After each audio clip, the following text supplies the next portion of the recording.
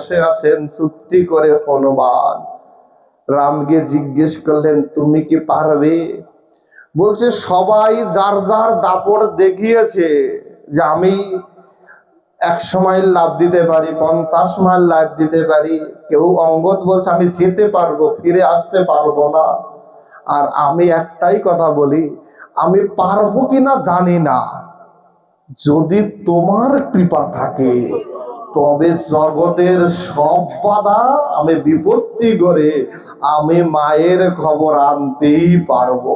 যদি তাতে মরেও যায় আমার কোনো দুঃখ হবে না। তোমার আশীর্বাদ ছাড়া যদি হই তাহলে আমার লঙ্কায় এই সমুদ্রে ডুব দেওয়া ছাড়া আর কোনো উপায় থাকবে না। দেখবেন ওই দৃশ্যগুলো যদি রামায়ণ পড়ে থাকেন, যখন হনুমান সীতার খবর আনতে সেই সমুদ্র পাড়ি দিচ্ছিলেন, তাকে কত বাধা বিপত্তি অতিক্রম করতে হয়েছিল। ভক্তি জীবনেও তদ্রূপ অনেক বাধা আসে, বিপত্তি আসে, লাঞ্ছনা গঞ্জনা সহিতে হয়, তবুও যে ধরে রাখে সেই অন্তিমে শান্তি পায়। বলে না, দেখবেন সংসার থেকে প্রথম বাধাটা সংসারে থেকেই আছে, পরিবার পরিজন থেকেই আসে। দূরের মানুষ বাধা দেয় না, আপন মানুষই বাধা দেয়। একটু তিলক করছেন, বলবে এই সাধু হয়েছে।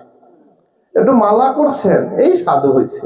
একটু মালা জপ করতেছেন, বলে এই কোনো কাজ নাই, এই ভাওটা মালা নিয়ে বসে আছে। দেখবেন এই বেশি দূরে যেতে হয় না, এই বাধাটা আমার ঘরের মানুষরাই দেয়। তো তারপরও যে এতগুলোকে সহ্য করতে পারে সেই অন্তিমে ভক্তি সীতার সন্ধান পায়।